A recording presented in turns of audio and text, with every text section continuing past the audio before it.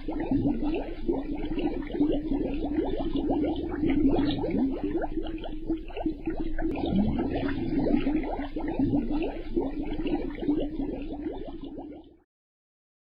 الله الرحمن الرحیم. الحمد لله رب العالمین والعاقبة للمتقین والصلاة والسلام علی رسول الله محمد و علی آله و صحبه اجمعین. با سلام و درود خدمت یکایک شما بینندگان عزیز و گرامی، سلام الله علیکم و رحمته و برکاته. برنامه دیگر از رشته برنامه شقایق رو مشاهده می‌فرمایید. نگاهی داریم به ارزش‌های اخلاقی که تأثیر بسزایی در شکلگیری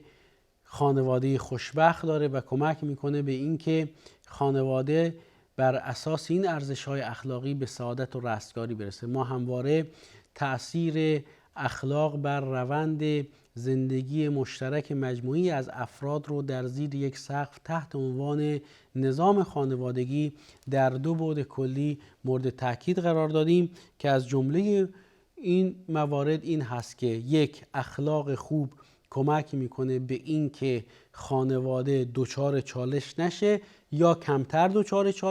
چالش بشه، و دوم این که در مواردی که خانواده دچار چالش میشه اخلاق خوب و رویکرد خوب و مناسب مبتنی بر ارزش‌های اخلاقی که در حقیقت همون مهارت‌های رفتاری هست به حل و فصل این مشکلات و چالش‌ها کمک جدی میکنه. نمونه‌های مختلفی از این دست رو برشمردیم. میخوایم پیرامون برخی از رفتارهای زشت و ناپسندی سخن بگیم که موضوع ایجاد چالش در نظام خانوادگی رو سرعت و شدت میده.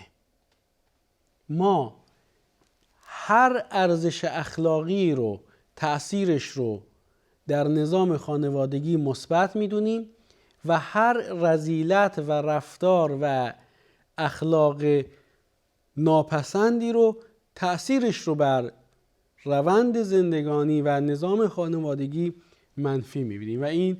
واقعیت انکار ناپذیری است که ما رو به همون موضوعی سوق میده که اخلاق چه تأثیری بر نظام خانوادگی داره. اخلاق خوب و پسندیده باشه، اعضای خانواده تعاملات با یکدیگر رو بر اساس ارزش‌های اخلاقی تنظیم کرده باشند، مشکلاتی در بین اونها پیش نمیاد و البته طبیعی است که نظام خانوادگی دچار مشکلات میشه. در این چنین مواردی هم اخلاق خوب و پسندیده کمک میکنه به اینکه مشکلات حل بشه و چالش ها از سوی خانواده پشت سر گذاشته بشه. در نقطه مقابل اخلاق زشت و ناپسند، بدگمانی ها، خشونت ها، رفتارهای تند، رفتارهای احساسی و عاطفی بدور از عقلانیت، بدگمانی، غیبت، سخنچینی و نمیمه در بین اعضای خانواده و دیگر رذایل اخلاقی، یک، منجر به این میشه که مشکلات جدی در خانواده شکل بگیره، دو، حل و فصل مشکلات و پشت سر گذاشتن مشکلات رو مشکلتر میکنه و چه بسا در نهایت این موضوع به فروپاشی نظام خانوادگی و از همگسیختگی روابط خانوادگی منجر میشه. چه خواهرها و برادرهایی که سالهای متمادی از یکدیگر دور هستند به خاطر اینکه نتونستند به این مهارت‌های اخلاقی برگرفته از راهنمودهای قرآن و سنت برسند که بدیها رو فراموش بکنند، خوبیها رو به یاد بیارند و از بدگمانی‌ها و حساسیت‌های نابجا و وسواسگونه دوری بکنند. چه خانم‌ها و آقایونی که در نتیجه بدگفتاری و بدکرداری و پیشه کردن اخلاق و منش زشت و ناپسند دچار چالش جدی و حتی طلاق و جدایی از یکدیگر شدند و نهایتاً نظام خانوادگیشون دچار فروپاشی شده. و همچنین دیگر اعضای خانواده. چرا ما در اسلام و راهنمودهای قرآن و سنت موضوعی داریم تحت عنوان صله رحم و پیوند خویشاوندی. وقتی که انسان در زمینه پیوند خویشاوندی مسئولیت و وظیفه داره که نسبت به عمه و عمو، نسبت به خاله و دایی و نسبت به دیگر نزدیکان و خویشاوندان خودش نگاهی احترام‌آمیز و البته روابطی به هم پیوسته و دنباله‌دار داشته باشه که ازش تحت عنوان صله رحم یاد میشه، قطعاً در نظام خانوادگی که افراد از حیث نسبت و درجه خویشاوندی به یکدیگر نزدیکتر هستند، مثل خواهر و برادر، خواهر و خواهر، برادر و برادر، پدر بزرگ و نوه ها و مادر بزرگ و نوه ها و برعکس، و همچنین زن و شوهر، در این چنین مواردی مسئله صله رحم و پیوند خویشاوندی که ما اسمش رو میگذاریم پیوند خانوادگی و روابط خانوادگی از اهمیت بیشتری برخوردار هست. و بر همین اساس هست که آنچنان که پیوند خویشاوندی و صله رحم رو علاوه بر آموزه های قرآن و سنت عرف اجتماعی تعریف میکنه، در نظام خانوادگی ما میبینیم که مسئله عرف خانوادگی در رعایت پیوند خانوادگی از اهمیت کمتری و از اثرگذاری و نقش کمتری برخوردار هست و موضوع تعریف شده است در کتاب و سنت. یعنی در قرآن و سنت مسئولیت ها و وظایفی که در رابطه با زن و شوهر، در رابطه با اعضای خانواده و در رابطه با خویشاوندان درجه یک تعریف شده، بگونه است که انسان رو از روی آوردن به آداب و مسائل و ارزش‌های اجتماعی که در اون جامعه عرف شناخته میشه نسبت به سایر روابط اجتماعی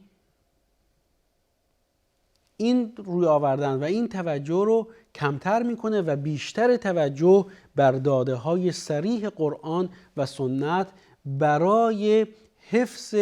روابط خانوادگی و صفا و صمیمیتی است که برای تداوم نظام خانوادگی و احساس خوشبختی در همچین خانوادگی از اهمیت و جایگاه خاص و ویژه‌ای برخوردار هست. حالا این رو مد نظر قرار بدید که یک نظام خانوادگی، آقا و خانمی که تشکیل خانواده دادند، صاحب فرزند شدند. در این نظام خانوادگی آقا بدگویی میکنه از همسرش یا خانم بدگویی میکنه از همسرش.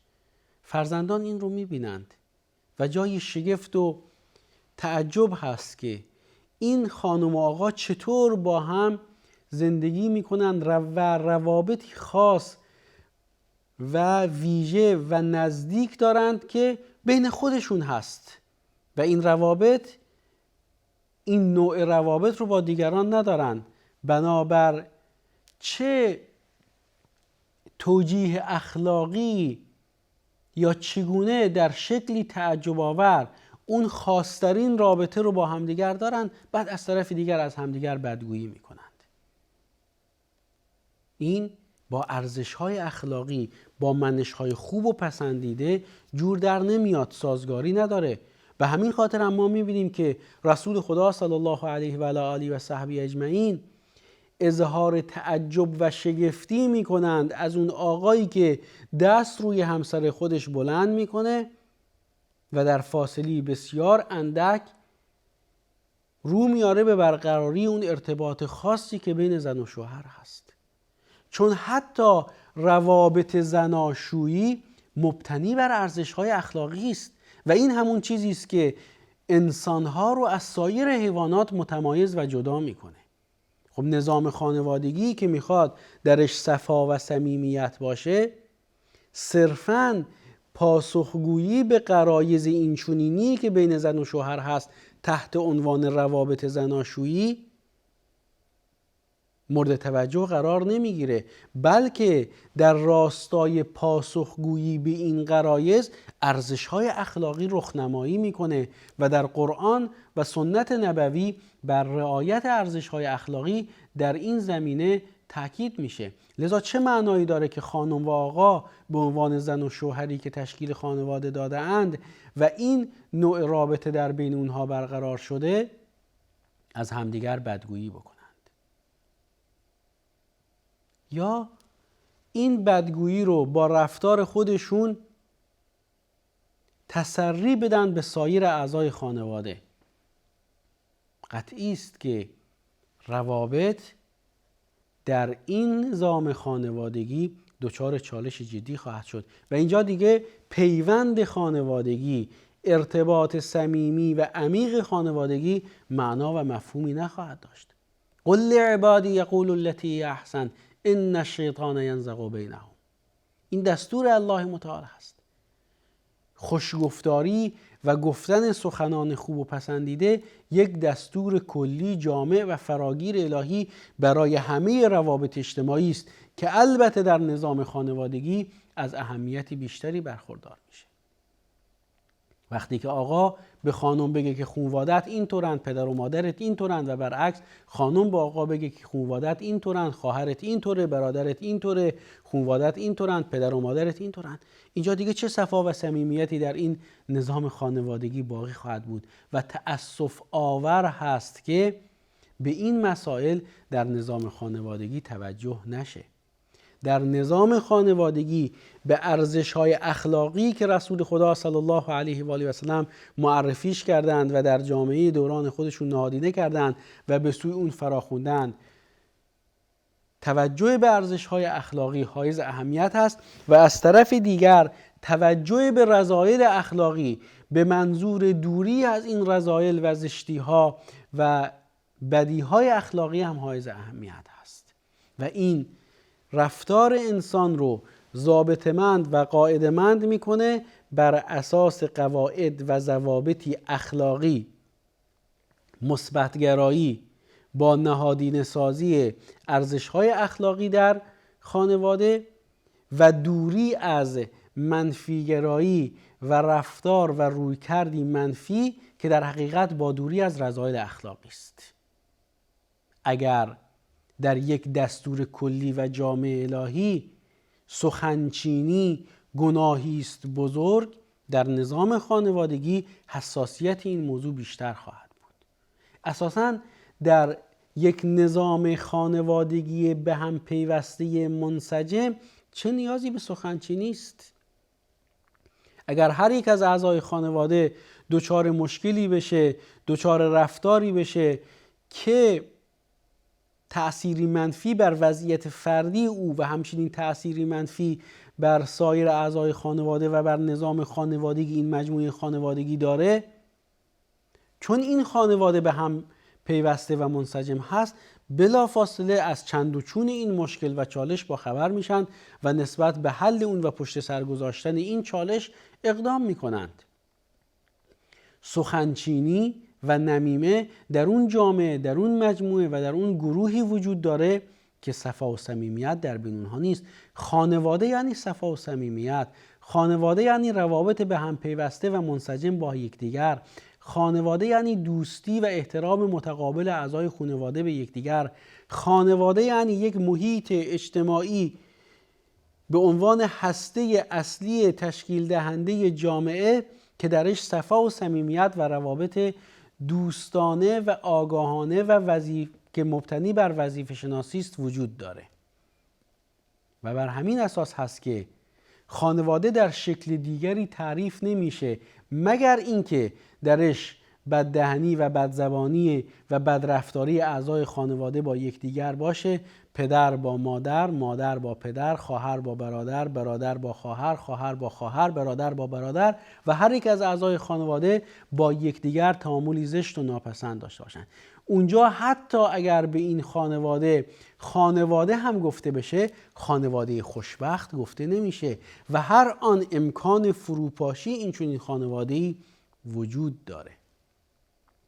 لذا وقتی که خانواده اصل و اساس اون بر اساس صفا و صمیمیت شکل میگیره، بر اساس پاسخگویی به نیازهای فطری شکل میگیره، بر اساس محبت و صفا و صمیمیتی شکل میگیره که نخستین اعضای تشکیل دهنده خانواده یعنی خانم و آقا، یعنی دختر و پسر رو به تشکیل خانواده و ورود اونها به نقش زن و شوهر در نظام خانوادگی وامی داره و این چنین خانواده‌ای رو شکل میده و اصل بر صفا و صمیمیت و پاسخگویی به نیازهای فطری است. خب در تداوم این موضوع و برای حفظ خانواده توجه به ارزش‌های اخلاقی و البته توجه به رذایل اخلاقی همچنین با هدف دوری از این رذایل بسیار بسیار حائز اهمیت هست. بر این اساس نگاه ما به موضوع غیبت بود. ولا یغتب بعضکم بعضا، هیچ یک از شما از دیگری غیبت نکنه. بعضی چیزا هست که غیبت شمرده نمیشه، مثل یک جامعه بزرگ در یک نظام مبتنی بر سعادت و عدالتی که در جامعه وجود داره. در جامعه افرادی که دچار خطا، لغزش و یا جرم میشند، سایر افراد جامعه هم برای اصلاح اونها مسئولیت و وظیفه دارند و هم برای ابلاغ و معرفی اونها به نهادها و ارگانهایی که مسئولیت رسیدگی به همچنین جرایمی رو دارند. در نظام خانوادگی هم اینطور هست. با توجه به اینکه در رابطه با نمیمه و سخنچینی در نظام خانوادگی سخن گفتیم، تأکید میکنم که در نظام خانوادگی اصل بر صفا و صمیمیت هست و هر چالش و مشکل و رفتار ناپسندی که از سوی هر یک از اعضای خانواده صورت بگیره، بنابر به هم پیوستگی و انسجام این خانواده خیلی زود این موضوع به دیگران میرسه، درکش میکنند و نسبت به حل و فصل اون دست به کار میشن. اما حتی در مواردی هم که بنا به دلایلی و انگیزه هایی این خانواده از این چالش با خبر نشدن، مسئولیت فرد مطلع در این نظام خانوادگی است که دیگران رو در جریان این مشکل و چالش قرار بده، با هدف این که دست به دست یکدیگر بدن و این مشکل رو حل بکنن و این چیزی غیر از سخنچینی و نمیمه است. بسیار ممنون و سپاسگزارم که تا پایان برنامه با ما همراه بودید. امیدوارم آنچه که تقدیم حضور شما بزرگواران شد مورد توجه و عنایتتون قرار گرفته باشه. موضوع بسیار حائز اهمیت هست و توجه به این موضوعات به ما کمک خواهد کرد که روال زندگی خودمون رو در مسیر سعادت و رستگاری قرار بدیم و از چالش‌ها و مشکلاتی که به طور طبیعی و عادی بر اساس روال عادی زندگی در هر زندگی شکل میگیره و ممکنه شکل بگیره، اینها رو به خوبی پشت سر بگذاریم. الله که سعادت و رستگاری از سوی اوست و در برنامه کامل اوست رو میخواهم و میخوانم که شما رو در حفظ و پناه خودش قرار بده و زندگی شما رو آکنده از سعادت و آرامش و خوشبختی قرار بده. الله نگهدارتون.